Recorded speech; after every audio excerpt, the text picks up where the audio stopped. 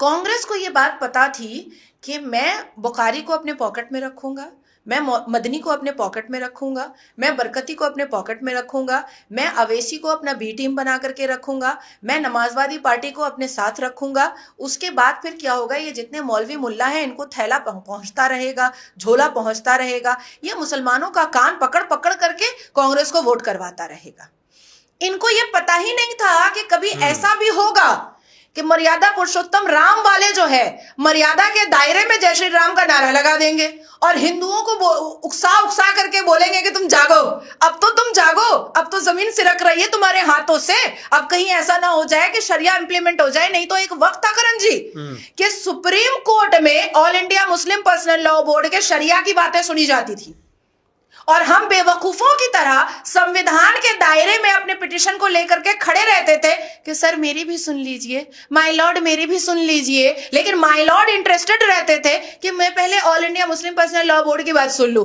अरे भाई वो तो शरिया की बात बता रहा है आपको और मैं संविधान की बात बता रही हूं, आपको मेरी बात में इंटरेस्ट नहीं है और आपको उसकी बात में इंटरेस्ट है। तो ये भी हमने दौर देखा है, ये दौर भी हमने देखा है। पर देर आए दुरुस्त आए और जिस हिसाब से अमेंडमेंट हुआ है 288 वोटों से अमेंडमेंट लोकसभा इलेक्शन में लोकसभा के सत्र से पास हुआ है, राज्यसभा में भी 2 बजे 3 बजे तक वो भी पास होना ही होना है। बस पटाखे वटाखे फोड़ेंगे हम लोग, छोटी मोटी दिवाली मनाएंगे, लेकिन ओरिजिनल दिवाली करण जी उस दिन मनाएंगे जिस दिन वक्फ बोर्ड और all India Muslim personal law board में ताला लग जाएगा। बट वो तो कहते हैं कि हम कोर्ट जाएंगे अगर राज्यसभा में बिल पास होता है। एकदम मैं चाहती हूं कि जाए, और ये बात मैं आज से नहीं कह रही हूं, ये बात जब all India Muslim personal law board के आला जो ठेकेदार है, लुंगी छाप गटर छाप लोग, जब उन्होंने एक सभा की थी जनवरी के महीने में और उन्होंने कहा था कि अब मुसलमान कोर्ट नहीं जाएगा, अब मुसलमान रोड पर आएगा, तो रोड उनके अब्बा की जागीर तो है नहीं कि वो रोड पर आएंगे। और कोर्ट क्यों नहीं जाएगा? जनवरी में क्यों नहीं गए थे? जाना चाहिए था। क्यों? सुप्रीम कोर्ट से कोई दोस्त हट गया था क्या? कोई दोस्त निकल गया था क्या?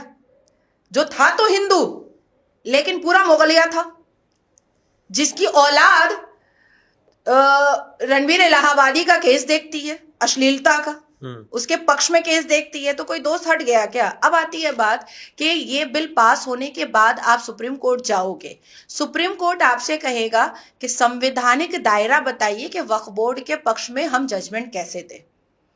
तो संविधान में किस आर्टिकल में वक्फ बोर्ड है जरा वो भी बता दिया जाए मुझे, क्योंकि भीमराव अंबेडकर जी ने तो वक्फ बोर्ड के पक्ष में कुछ लिखा ही नहीं। तो ये भी खाली चुनौती है, अब आ जाएगा इस्लाम कि इस्लामिक तरीके से तो बता दीजिए, क्योंकि हमारा सुप्रीम कोर्ट सुनता है भाई जी। क्योंकि देखिए हमारा फंडामेंटल राइट है, रिलीजन का राइट है, फ्रीडम ऑफ स्पीच है, फ्रीडम ऑफ एक्सप्रेशन है। तो 1912 को तो सब याद करते हैं, पर उसी के थोड़ा सा नीचे 19(2) भी है जिसमें रीजनेबल ऑब्जेक्शन और रिस्ट्रिक्शन भी है फ्रीडम ऑफ स्पीच में। तो जब इस्लामिक तरीके से पूछा जाएगा तो पूरे अल कुरान की आयत हम तो बोलेंगे कि दिखा दीजिए भैया, चलिए हदीस से दिखा दीजिए कि वक्फ बोर्ड के पक्ष में आप कैसे बात कीजिएगा। तो ये खोखली चुनौती है, ये सिर्फ इतना ही कर पाएंगे, नारे तकबीर अल्लाहू अकबर, लब्बैक लब्बैक अल्लाहू अकबर, ला इलाहा ला इलाहा, देखो देखो इस्लाम खतरे में, देखो देखो मुसलमान खतरे में। अरे कोई खतरे में नहीं है, तुम जैसे चोर उचक्के मवाली बदतमीज लुच्चा लफंगा असदुद्दीन अवैसी, बेहुदा बदतमीज असदुद्दीन अवैसी और ये राहुल खान और ये नमाजवादी पार्टी, ये लोग खतरे में है। इसके अलावा कोई मुसलमान खतरे में नहीं है। जिसके पास कुछ है नहीं वो खोएगा क्या? जिसके पास कुछ है ही नहीं वो खोएगा क्या? आज आप मुस्लिम बस्तियों में जाइएगा और कहिएगा, सुप्रीम कोर्ट आप भी जाइएगा, वो बोलेगा हमको काहे के लिए, जो 200-300 रुपए हम पंचर की दुकान में कमा रहे हैं, ठेला चला के कमा रहे हैं, केला बेच के कमा रहे हैं, हम काहे को सुप्रीम कोर्ट जा करके अपना 400 रुपए पे हम पानी मारेंगे? हम क्यों जाएंगे? जिनको मिला है, जिन्होंने लूटा है, वो तो परेशान होंगे। इजी मनी इनकम खत्म हो रहा है भैया। आपको अगर आज कोई आए, आपके चीफ एडिटर आ जाए और कहे कि करण कल से आने की जरूरत नहीं है, सैलरी घर पे पहुंच जाएगी, आप नहीं आइएगा, नहीं आइएगा। लेकिन वो आएंगे और कहेंगे 8 घंटा करण काम करते हो, लेकिन अगर 10 घंटा नहीं करोगे तो सैलरी नहीं मिलेगी, तो 10 घंटा आपको करना पड़ेगा सैलरी के लिए। तो इजी मनी किसको नहीं पसंद आता है? सबको पसंद आता है, तो वो छीन रही है ना। अच्छा चलिए, ये बात तो हो गई कि बिल पास हो गया लोकसभा में। अब कई जो मुसलमान हैं जो आपको सुनते हैं, हमारे वीडियोस में भी कमेंट्स आते हैं कि आप बहुत अच्छा बोलती हैं, और अब अगर उनको हम ये बताना चाहें कि जो अमेंडमेंट्स हुए हैं इनसे उनको क्या फायदा होने वाला है, क्योंकि इसमें बोला गया कि 2 महिलाएं भी ऐड होंगी, कुछ मेंबर ऐसे होंगे जो गैर इस्लामिक भी होंगे, तो इनसे क्या फायदा होगा उन मुसलमान को? देखिए, सबसे पहले हमें ये समझना पड़ेगा, क्रोनोलॉजी को समझना पड़ेगा। ये भरम दिमाग से निकालना है कि वक्फ इस्लाम का कोई हिस्सा नहीं है, क्योंकि देखिए आपका Turkey, Libya, Egypt, Sweden, Lebanon, Syria, Jordan, Tunisia, Iraq, Pakistan, Arab Waqf board नहीं है। हम तो भाई मक्का मदीना मानते हैं ना, वक्फ बोर्ड नहीं है। अब आती है दूसरी बात कि ट्रांसपेरेंसी जब होती है तो चोरी की संभावना बहुत कम हो जाती है, बहुत कम हो जाती है।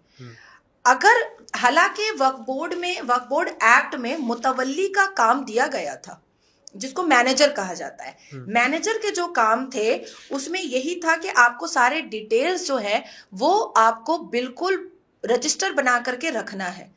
तो रजिस्टर तो इन्होंने बनाया नहीं, क्योंकि इन्होंने कोई काम किया ही नहीं। 2017 में भी वक्फ बोर्ड स्कैम बस्ट हमारे सामने आया था और कई मुतवल्लियों का स्टिंग ऑपरेशन हुआ था और पता चला कि वो दुकानें कैसे कैसे वक्फ बोर्ड की प्रॉपर्टी की बेच रहे हैं। अब आपको मैं एक सेक्शन बताने के लिए जा रही हूँ जी।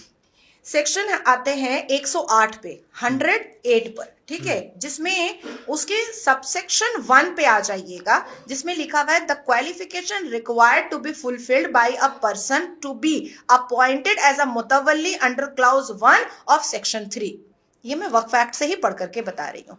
तो अगर ये क्वालिफिकेशन को मान्यता दी गई थी 1995 के भी वक्फ एक्ट में, तो फिर मुतवल्ली जब हाई कोर्ट आता है तो वो ये क्यों कहता है कि वक्फ बोर्ड पर अगर कोई केस हुआ है तो शरिया के हिसाब से मेरे से सवाल पूछिए, संविधान के हिसाब से मत पूछिए। तो यहां पर एडमिनिस्ट्रेटिव गैप हो रहा था, यहां पर संवैधानिक गैप हो रहा था, यहां पर नॉलेज का गैप हो रहा था। अब जो कलेक्टर बैठ रहा है, अगर वो हिंदू भी बैठ रहा है, लेकिन अगर उसके पास शरिया का भी नॉलेज है और संविधान का भी नॉलेज है, तो ये तो जो क्लेम कर रहा है, जिसके ऊपर बैगेज ऑफ प्रूफ है, उसके लिए तो आराम हो गया ना। इवन मैटर अगर ट्रिब्यूनल से उठ करके रिवीजन पिटिशन में या रिव्यू पिटिशन में अगर वो जा रहा है हाई कोर्ट या सुप्रीम कोर्ट, तो जज को भी समझने और समझाने में आराम हो रहा है ना। क्योंकि ये जो मुतवल्ली बैठ रहे हैं, हालांकि 1995 का वक्फ एक्ट ये कहता है कि मुतवल्ली का क्वालिफाइड होना बहुत जरूरी है, और यहां पर ये मेंशन नहीं है कि आपको शरिया का क्वालिफिकेशन जरूरी है, क्वालिफाइड होना जरूरी है। तो मतलब कि वक्फ प्रॉपर्टी के केसेस को समझने के लिए संवैधानिक और शरई दोनों एडुकेशन आपके अंदर होना चाहिए। लेकिन इनके पास क्या था? मुगल का घोड़ा यहां दौड़ा था तो ये मेरा हो गया, मुगल के घोड़े ने यहां पॉटी किया था तो ये मेरा हो गया, बाबर ने इस नदी से पानी पिया था तो ये मेरा हो गया, मुमताज घुंघरू पहन करके यहां नाची थी तो ये मेरा हो गया, बाबर का एक लौंडा यहां बैठता था तो ये मेरा हो गया, शाहजहां यहां मुजरा देखता था तो ये मेरा हो गया। भाई ऐसे देश, भारत तो नहीं चल सकता, पाकिस्तान चल सकता है, लेकिन भारत ऐसे नहीं चल सकता है। मुमताज घुंघरू पहन करके नाची थी और शाहजहां ने इस जमीन पर मुजरा देखा था। या तो विजुअल दिखाओ, या तो चित्र दिखाओ, और या तो फिर कागज दिखाओ, कोई कुछ तो दिखाओ। अब कहते हैं हमारा बहुत क्रिस्टल क्लियर है कि हम ना जमीन छुएंगे, ना सरकार जो है केंद्र की सरकार ना कब्र क्यों छुएगी। भाई कोई मतलब ही नहीं है, हम क्यों छुएंगे। लेकिन आपने जो कब्जा किया है उसका पेपर तो दिखा दीजिए। ना कागज दिखाने मांगते हो, ना वोटर आईडी कार्ड दिखाने मांगते हो, ना बर्थ सर्टिफिकेट दिखाने मांगते हो, सिर्फ लुंगी डांस करते हो, तो वो तो भारत देश में नहीं चलेगा। अब आती है बात महिलाओं की, तो हमारे अल कुरान के सूरह अल बकरा में साफ लफ्जों में अल्लाह सुब्हान ने लिखा है कि उनकी नजरों में, अल्लाह सुब्हान की नजरों में मर्द और औरत दोनों बराबर है। तो बराबर हैं तो आदरणीय प्रधानमंत्री जी ने बराबरी में बैठा दिया वक्फ बोर्ड के जरिए। तो ये तो भाई इस्लाम के दायरे में हुआ है। अच्छा, इस्लाम के दायरे में एक और चीज हुई है इस बार पहली बार, और इस्लाम के अंडर बैरिकेड हुआ है। अल्लाह सुब्हान इतने खुश होंगे मोदी जी से कि मुझे लगता है कि 50 साल मोदी जी रहेंगे प्रधानमंत्री बन करके। अच्छा, फिर योगी जी का क्या होगा उसके बाद? देखिए, हमारा अल कुरान कहता है, जो अलहामी किताब है, वो कहता है कि मुसलमान सिर्फ अशरफुल मखलूकात है। वो किसी फिरके में नहीं आ सकता, वो किसी जाति में नहीं आ सकता है, और अल कुरान जो है वो हमारे लिए एक इतना बड़ा तोहफा है अल्लाह की तरफ से दिया हुआ कि हमको उसी की रस्सी में बंधे रहना है। ठीक है, वक्फ बोर्ड आगा खानी मुसलमान को साइड कर दिया, बोरी मुसलमान को साइड कर दिया, अहमदिया मुसलमान को साइड कर दिया, वहाबी मुसलमान को साइड कर दिया। क्यों भाई? ये भी तो ला इलाहा इल्लल्लाह मोहम्मद रसूलुल्लाह पढ़ते हैं, ये भी तो अशहदु अल्ला इलाहा इल्लल्लाह व अशहदु अन्ना मोहम्मदन अब्दुहु व रसूलुहु पढ़ते हैं, तो ये भी तो शहादा पढ़ रहे हैं, तो इनको आपने साइड क्यों किया? अब partiality all India Muslim personal law board का और असदुद्दीन अवैसी का देखिए। हम 22 करोड़ मुसलमान हैं, रोड पर आ जाएंगे। कल भी कहा कि सारे मुसलमान रोड पर आ जाएंगे। क्यों आएगा आगा खानी मुसलमान तुम्हारे कहने पर? तुम तो ये मलाई दे ही नहीं रहे उसको, बल्कि दिखावे के लिए भी इस मलाई में तो तुमने उनको पार्टिसिपेट ही नहीं करवाया। बोरी मुसलमान तुम्हारे लिए क्यों आएगा? वहाबी मुसलमान तुम्हारे लिए क्यों आएगा? अहमदिया मुसलमान को तो तुम मुसलमान भी नहीं मानते हो भाई। अहमदिया मुसलमान को तो तुम कहते हो कि हम तुमको मुसलमान मानेंगे ही नहीं। अब शिया मुसलमान का इस पे बहुत बड़ा हक है और उसने भी बहुत मलाई चाटी है, लेकिन जब असदुद्दीन अवैसी से बात की जाएगी या नमाजवादी पार्टी में जितने मुसलमान हैं उनसे बात की जाएगी तो वो लोग सीधा कहेंगे कि अरे ये तो मेरे हसन हुसैन को मारा था, हम तो इसको मानेंगे ही नहीं, इसका सब प्रॉपर्टी ले लो, वक्फ बोर्ड में इसका जितना प्रॉपर्टी है सब कब्जा कर लो। तो ये तो आपस की लड़ाई है भैया। तुम 22 करोड़ बोलते किस हक से हो? तुम तो तकरीबन 10 करोड़ को तो तुम मुसलमान ही नहीं मानते हो, तो तुम तो 12 करोड़ बोलो ना। अब उस 12 करोड़ में चलिए मान लेते हैं 6 करोड़ महिलाएं हैं, तो तुम 6 करोड़ महिलाओं को तो तुम जीवित मानते ही नहीं हो, तुम तो मुर्दा लाश मानते हो सिर्फ उसको। तो तुम अब कितने बच गए? तुम तो 8-9 करोड़ बचे, तो 8-9 करोड़ पे दावा ठोको ना। कर दिया मैंने, आपको हिसाब बता दिया। नहीं तो जैसे सभाएं होती हैं नजर जी, आप भी सुनते ही होंगे ओवैसी जी को, वो कहते हैं कि अब आपके जो घर हैं, आपकी जो भी दुकानें मकान जो भी, वो सब छीन लिया जाएगा। क्या इसमें सच्चाई है? देखिए झूठ है, सस्ती लोकप्रियता। ऐसे भी देखिए असदुद्दीन अवैसी बहुत बड़ा झुट्टा लुच्चा आदमी है, बहुत बड़ा झुट्टा लुच्चा आदमी है। तो ऐसा नहीं होने वाला है, ये मतलब आप अकबरुद्दीन अवैसी से उसकी दूसरी बीवी का नाम पूछिए, वो टाल मटोल कर देगा, वो नहीं बताएगा। उसके पास एक बीवी विदेश की है, एक बीवी देश की है। तो जो लोग नेता बन के बैठे हैं, मुसलमानों के मसीहा बन के बैठे हैं, जो नेता अपनी दूसरी बीवी का नाम बताने से हिचकिचाते हैं, जो लोग भारत में अपने आप को भारतीय नागरिक बता रहे हैं और पार्टी का नाम ऑल इंडिया मजलिस इत्तेहादुल मुस्लिमीन रख रहे हैं, जिनके पार्टी के मेमोरेंडम में एक भी हिंदू नहीं है, वो दलित की बात करते हैं, वो दलित की बात करते हैं, वो कुम्हार की बात करते हैं, वो ओबीसी और एससी एसटी की बात करते हैं। कैसे करोगे तुम भैया? तुम्हारे पार्टी में तो एक भी हिंदू नहीं है। तो ऐसे झुट्टे लुच्चे लोगों के बातों में जो सही मुसलमान है, जो सच में पसमानदा मुसलमान है, जो सच में गरीब मुसलमान है, जो सच में अपने बच्चों को पढ़ाना चाहता है, कुछ बनाना चाहता है, वो कभी नहीं पढ़ेगा असदुद्दीन अवैसी के चक्कर में। असदुद्दीन अवैसी भारत देश का नेता नहीं है। असदुद्दीन अवैसी हैदराबाद के ओल्ड सिटी का एक नेता है, जिसने अपने जाल वहां पर बिछा करके रखे हैं और हैदराबाद की लाखों लड़कियां असदुद्दीन अवैसी को माँ बहन की गालियां देती है बुरखे के अंदर से, कोसती है असदुद्दीन अवैसी को बुरखे के अंदर से। मैं तो हैदराबाद का पूरा चित्र अपनी नजरों से देख करके आई हूं ना माधवी लता जी की कैंपेनिंग के वक्त में।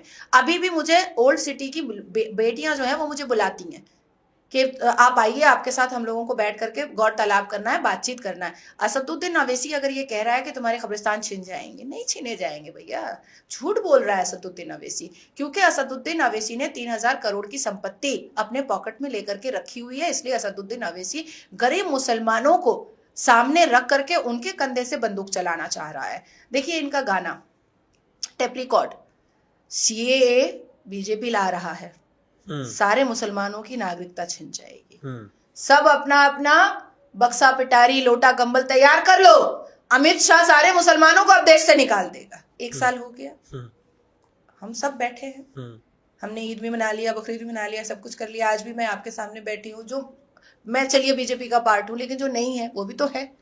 उसके बाद फिर आपने ऐसा क्यों किया अमित शाह जी? सीएए में आपने हिंदुओं को दिया नागरिकता, मुसलमानों को क्यों नहीं दिया? कानून एक होना चाहिए, ये पार्शियलिटी नहीं होनी चाहिए।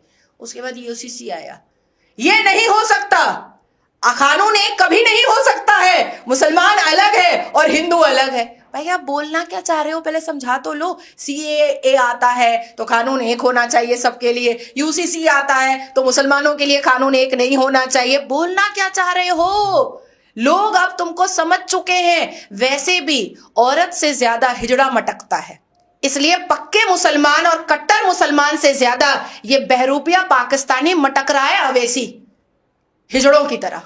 तो इसमें समाजवादी पार्टी का क्या फायदा था? उन्होंने क्यों सपोर्ट किया अवैसी को? देखिए विचारधारा, जब नमाजवादी पार्टी जब राम मंदिर वाले पूरे सिनेरियो पर राम मंदिर के विरोध में उतर सकती है, संतों और महंतों पे गोलियां चला सकती है, गौशाले से उसको बदबू आ सकती है, अखिलेश यादव को इत्र से उसको खुशबू आ सकती है, उसको आजम खान अच्छा लगता है, लेकिन उसको अपने ही पार्टी के जो ग्वाला होते हैं, जो दलित होते हैं, वो अच्छे नहीं लगते हैं। जिनको ये समझ में आ चुका है कि अब इनकी नैया प्रॉपर तरीके से खत्म और डूबने वाली है, तो ये बस ये सोच रहे हैं कि कुछ भी शीरनी बांटो, मुसलमानों को अफीम चटाओ और कम से कम राहुल खान की तरह 2-4 सीटें लेकर के थोड़ा सा बने रहो कि हम भी पॉलिटिक्स में जिंदा हैं। नॉक नॉक नॉक नॉक, देखो देखो देखो जनता, हम भी पॉलिटिक्स में जिंदा हैं।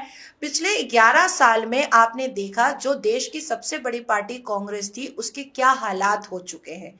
अब कांग्रेस और कांग्रेस से जुड़ी हुई जितनी भी पार्टियां हैं, वो अपने अस्तित्व को बचाने के लिए मुसलमानों का सौदा कर रही हैं और मुसलमानों के मुस्तकबिल से आने वाले वक्त में खेल करके वो अपने चेयर को सेव करना चाहती हैं, ताकि ये बात भारत के लोगों को रहे कि भाई हम भी हैं पॉलिटिक्स में, हम खत्म नहीं हुए हैं, हम इतने भी बुरे नहीं, हम बुरे थे लेकिन इतने भी बुरे नहीं थे, 2-4 सीटें हमारी भी हैं। तो बस अस्तित्व बचाने के लिए ये लोग मुसलमानों का सहारा ले रहे हैं। अब मुसलमान देखिए समझदार हो जाए तब तो मैं शुक्राने की नमाज पढ़ लूं। मुसलमान तो आज भी ऐसा है कि सीधा बोलता है कि जमीन चिपटी है। क्या करें हम इनका? आज भी बोलता है कि भाई पहाड़ अल्लाह ने बनाया, पूरी दुनिया 6 दिन में अल्लाह ने बना दी, तो उसका पूरा प्रूफ भी तो दे दो भैया। प्रूफ नहीं देते हो, 72 वर्जिन नूर मिल जाएगी, इसी सब इल्यूजन में बेचारा मर रहा है, बेचारा कट रहा है बेचारा। देखिए संभल में जो इतना बड़ा हुआ, या अभी जंतर मंतर पे जो बुर्का वाली बैठी थी, ऐसे तो कहेगा औरत घर की जीनत है, औरत घर की जीनत है, औरत बाहर नहीं निकलनी चाहिए। क्योंकि हम लोग फेस करते हैं एवरी डे 7 घंटे हम मौलानाओं की गालियां सुनते हैं। हमारा कैरेक्टर एसेसिनेशन मौलाना करता है कि तुम औरत हो करके इतना चिल्ला रही हो और तुम भाजपा के पक्ष में बात कर रही हो। खटाखट 1 लाख रुपया का आया बात, सारी निकाब वाली औरतें भीख का कटोरा लेकर के चटाचट राहुल गांधी का तलवा चाटने के लिए खड़ी हो गई लाइन लगा करके। शाहीन बाग हुआ, सारी मुसलमान बेटियां घर की जीनत से बाजार की जीनत बन गई, रोड की जीनत बन गई। जैसे ही वक्फ बोर्ड के अगेंस्ट में बात आई, लीजिए भाई जंतर मंतर पे घर की जीनत पूरी काले काले टेंट में बाजार की जीनत बन गई। अब जब पत्रकार उसके पास जा रहे हैं तो वो कह रही नहीं हम नहीं बोलेंगे, हमारे घर के मर्द बोलेंगे। तो तुम आई काहे के लिए हो? भीड़ दिखाने के लिए? मर्द भी नहीं बोल रहे थे, पता रहेगा तब ना। अमेंडमेंट पढ़ना नहीं आ रहा था। अच्छा मुझे एक नई चीज पता चली इस बार मुझे एक नई चीज पता चली कि हमारे भारत के मुसलमानों को उर्दू पढ़ना भी नहीं आता है। अच्छा, मैंने देखा, मैं उसी चैनल पर बैठी हुई थी एज अ पैनलिस्ट, और पत्रकार उनसे पूछ रहे थे कि उर्दू में बोर्ड लिखा हुआ था कि हम वक्फ बोर्ड के संशोधन को हम मुखालफत करते हैं। उर्दू में एकदम साफ लफ्जों में लिखा हुआ था। अब वो बोल रहे कि क्या लिखा हुआ पढ़ो। मैं बहुत ओवर कॉन्फिडेंट हो गई कि उर्दू तो पढ़ ही देगा, अंग्रेजी नहीं आती उर्दू तो पढ़ ही देगा। उर्दू नहीं पढ़ पाया, मैं पूरी दंग हो गई। तो फिर मदरसे में तुम पढ़ क्या रहे हो? तुम अरबी सिर्फ रटना जानते हो, तुम अरबी समझना नहीं जानते हो, तुम उर्दू पढ़ना नहीं जानते हो, तो तुम जी क्यों रहे हो? फिर तुमको तो जीना ही नहीं, तुमको जीना नहीं चाहिए। तो मुझे ऐसा लगता है कि अब जो ट्रांसपेरेंसी आई है इस अमेंडमेंट से, एक कलेक्टर बैठेगा, उसका खौफ सबके अंदर रहेगा। और इस मामले में हम जो ट्रिब्यूनल में जो लोग कुचले जा रहे थे, जो लोग परेशान हो रहे थे, जो लोग खून के आंसू पी रहे थे, वो अब छाती चौड़ी करके हाई कोर्ट सुप्रीम कोर्ट जाएंगे। तो कम से कम उनके दर्द को जज को और पब्लिक प्रोसिक्यूटर जो होते हैं या वक्फ बोर्ड के जो वकील होते हैं, उनके ऊपर एक जिम्मेदारी आ जाएगी कि वो भी अब पढ़ें और समझें। आप देखिए, पहले जब एज अ पैनलिस्ट मौलाना बैठते थे तो वो सिर्फ जुमलेबाजी करते थे, हवाबाजी करते थे, या विपक्षी दल में जो अभी लोग हैं जो बैठते थे वो भी जुमलेबाजी करते थे, हवाबाजी करते थे। लेकिन जब मेरे जैसे महिलाएं, मुस्लिम महिलाएं बैठने लगी, गूगल बाबा सुधांशु त्रिवेदी जी बैठने लगे, तो लोगों को समझ में आया कि हमको पढ़ना पड़ेगा।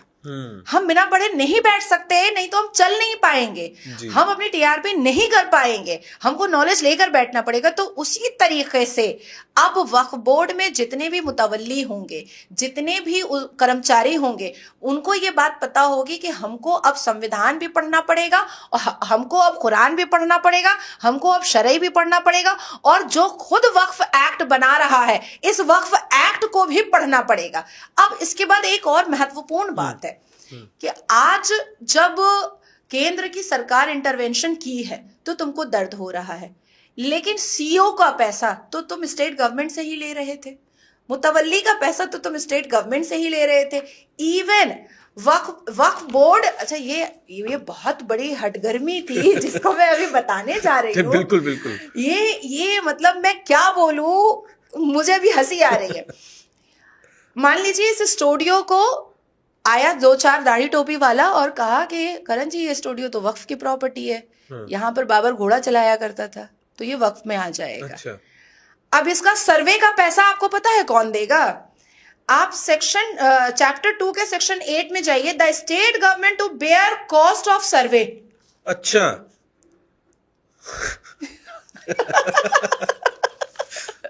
अब आप सोचिए, स्टेट गवर्नमेंट लाखों रुपए खर्च कर रहा है इस स्टूडियो का सर्वे करा करके, और वो कह रहा है लीजिए ये ले लीजिए, अब आप लीजिए। मतलब ये चल रहा था, ये मतलब वन साइडेड गेम चल रहा था। हम चोरी करेंगे और डंके की चोट पे करेंगे, शहनाई बजा करके करेंगे, लुंगी उठा के करेंगे, पजामा उतार के करेंगे, और तुमको मानना पड़ेगा इस चोरी को, तुमको एक्सेप्ट करना पड़ेगा। तुम बोलोगे तो मैं कह दूंगा कि तुम काफिर हो। तो ये चल रहा था। अब क्या हुआ कि ये क्रिस्टल क्लियर हुआ। अब सेक्शन 3C जो अमेंड हुआ है उसमें क्या आया कि भाई अब तुम पार्लियामेंट को नहीं बोल सकते कि हमारा है, तुम सुप्रीम कोर्ट को नहीं बोल सकते कि हमारा है, तुम गंगा मैया को नहीं बोल सकते कि हमारा है, तुम ईडन गार्डन को नहीं बोल सकते हमारा है। हालांकि सेक्शन 3C में यह भी होना चाहिए था कि कुतुब मीनार की तख्ती पर जितने मंदिरों का नाम लिखा हुआ है कि तोड़ के बना है, वो उसको भी सेक्शन 3C में डालना चाहिए था। ये एक गलती हुई है केंद्र की सरकार से, जो इसको मैं बहुत ही खुले अल्फाज में बोलना चाहती हूँ। आप अगर हकीकतन मुझसे पूछे कि नाजिया आप सारे प्रोफाइल को साइड करके एज एन एडवोकेट आप बताइए कि आप इस अमेंडमेंट से कितनी खुश है, तो मैं 10% भी खुश नहीं हूं। अच्छा। हाँ? फिर हम कैसे मान ले सरकार की जीत है? नहीं, सरकार की तो जीत है, क्योंकि कोई टच नहीं कर पा रहा था। कम से कम सरकार ने इसको बेटर तो करने की कोशिश की है। बेस्ट नहीं कर पाए हैं, वो बेस्ट नहीं कर पाए हैं, बेटर करने की कोशिश। कैसे हो सकता था बेस्ट? बेस्ट होना चाहिए था ताला मार के। अच्छा। क्योंकि ना संविधान में है, ना कुरान में है, ना इस्लाम में कहीं पर है। इस्लाम का तो हिस्सा ही नहीं है। तो और ये पार्शियलिटी है। अगर वक्फ बोर्ड मुसलमानों के लिए है तो फिर आप डोनेशन बोर्ड या दान बोर्ड आप हिंदुओं के लिए भी बनाओ, बिल्कुल है ना, या सनातन बोर्ड आप हिंदुओं के लिए भी बनाओ। वो आपने बनाया नहीं। आपने कभी भी मजारों से टैक्स मांगे नहीं, दान दक्षिणा तो मजारों में भी आता है, और ये सारी चीजें इसमें कम से कम आनी चाहिए थी। बेटर में भी सेक्शंस में आना चाहिए था। द सेकेंड थिंग इज कि जो प्रॉपर्टी डिस्प्यूट में अभी भी केस चल रहा है उसका भी क्लियरेंस करना चाहिए था। बेटर में ये भी करना चाहिए था।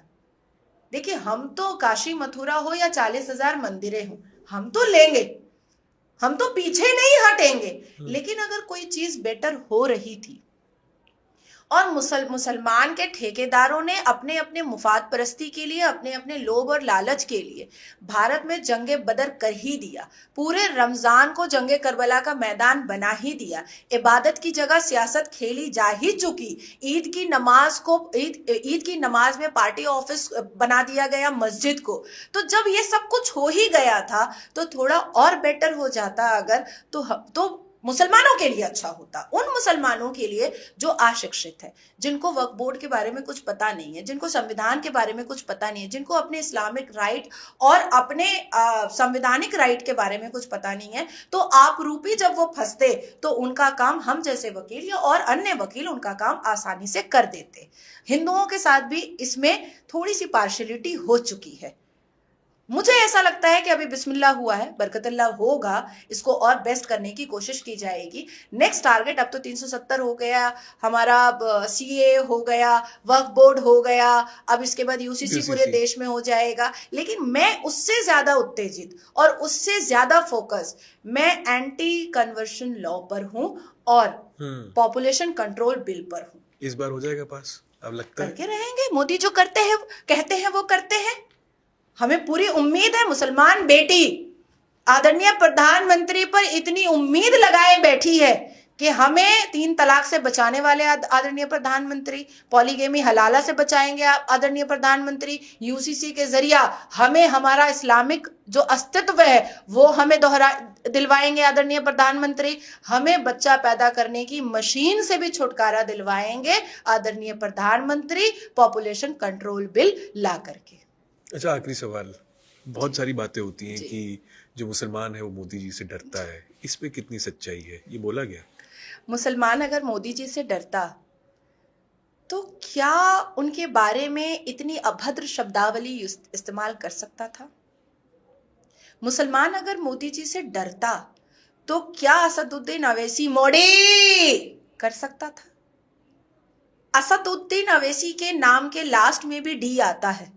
हम तो असड नहीं बोलते हैं, या कोई तो असड नहीं बोलता है, या असदुद्दीन अपने आप को भी असड नहीं बोलता है, लेकिन वो इंटेंशनली मोदी बोलता है मोदी जी को डिफेम और मलाइन करने के लिए।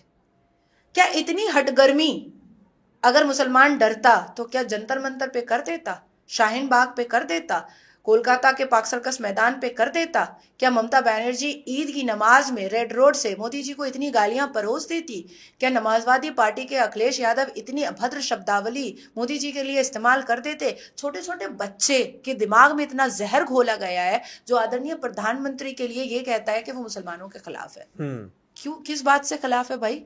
तुम इस देश में रह रहे हो, इस देश में मंदिरों के टैक्स को तुम सब्सिडी के माध्यम से ले रहे हो, योजना के माध्यम से ले रहे हो, तुम हिंदुओं को गालियां दे रहे हो, तुम हिंदुओं को अनभक्त गोबर भक्त कह रहे हो, तुम हिंदुओं को काट रहे हो, मार रहे हो काफिर बोल करके, तुम हिंदुओं की बहु बेटियों को लूट रहे हो लव जिहाद करके, तुम हिंदुओं की बहु बेटियों को सेक्सुअली अब्यूज कर रहे हो काफिर बोल करके, और आदरणीय प्रधानमंत्री जो सबके प्रधानमंत्री हैं तुम उनका भी पूरा लाभ उठा रहे हो, फिर तुम गाली भी परोसते हो, तुम हिंदू का नेता भी उनको बोलते हो। तो काहे के लिए 32 लाख लोग सौगाते मोदी लेने के लिए भीख के लाइन में खड़े हो गए थे? मत लो ना, बॉयकॉट करो ना, कर दो एक बार बॉयकॉट कि ना हम केंद्र की सरकार का योजना लेंगे, ना हम आवास योजना लेंगे, ना हम शौचालय योजना लेंगे, ना हम जनधन योजना लेंगे, हम कुछ लेंगे ही नहीं, हम अपना कमाएंगे अपना खाएंगे। अगर मोदी जी इतने ही बुरे हैं तो जो मस्जिदों में रेनोवेशन का पैसा जाता है या मस्जिदों के केयर के लिए जो पैसा जाता है, ऐलान कर दे बुखारी, अल्लाह अकबर अल्लाह अकबर, आज से आदरणीय प्रधानमंत्री मोदी जी का पैसा मस्जिद में नहीं चलेगा, वो हिंदू है, वो कट्टर हिंदू है, वो हिंदुओं के प्रधानमंत्री है, वो मुसलमानों के प्रधानमंत्री नहीं है, इसलिए हम लोग उनका पैसा नहीं लेंगे। बोल दो, बोल दो। रिजर्वेशन दे दो तो मुसलमानों को सब्सिडी दे दो, तो मुसलमानों को योजना दे दो, तो मुसलमानों को छाती पे बैठा लो, तो मुसलमानों से अपने सर पे मुतवा लो। ये क्यों बोलते रहते हो भैया? मत बोलो ना, एक बार अपने ईगो को सही से साबित करके तो दिखाओ। मैंने कहा कि अब्बा मैं नहीं लूंगी आपसे पैसा, मैंने नहीं लिया आज तक, मैंने नहीं लिया। एक वक्त ऐसा भी आया है कि मैंने एक पकौड़ी खा करके पूरा दिन गुजारा है, बंगाल में मूढ़ी खा करके 5 रुपए में पूरा दिन गुजारा है, और मैंने कह दिया कि मैं नहीं लूंगी पैसा तो नहीं लिया। तो उसी तरीके से मुसलमान अगर वाकई में आदरणीय प्रधानमंत्री से डरा हुआ है और उनको कट्टर हिंदुओं का नेता मानता है तो ऐलान करो इस्लाम के नाम पर, अल कुरान के नाम पर, कि इस कट्टर हिंदू का पैसा हम नहीं लेंगे। अरे बाप बड़ा ना भैया, सबसे बड़ा रुपया पैसा मोदी जी का अच्छा लगता है, योजना मोदी जी का अच्छा लगता है, मोदी जी खराब लगता है। मुसलमान डरा हुआ तो अल्लाह से नहीं है, मोदी जी से क्या डरेगा? मुसलमान तो अपने इस्लाम से नहीं डरता है, अपने इस्लाम की इज्जत नहीं करता है। अगर मुसलमान अपने इस्लाम की इज्जत करता तो मस्जिद के अंदर बलात्कार करता, जिसको अल्लाह का घर बोला जाता है, मजार के अंदर बलात्कार करता, जिसके अंदर पीर बाबा और मुर्शिद बाबा सोए हुए हैं, सूफी बाबा सोए हुए हैं। मुसलमान अगर वाकई में इस्लाम की इज्जत करता या आदरणीय प्रधानमंत्री से डरता तो मुझे लगता है कि बहुत ही बेहतरीन इंसान होकर के उतरता।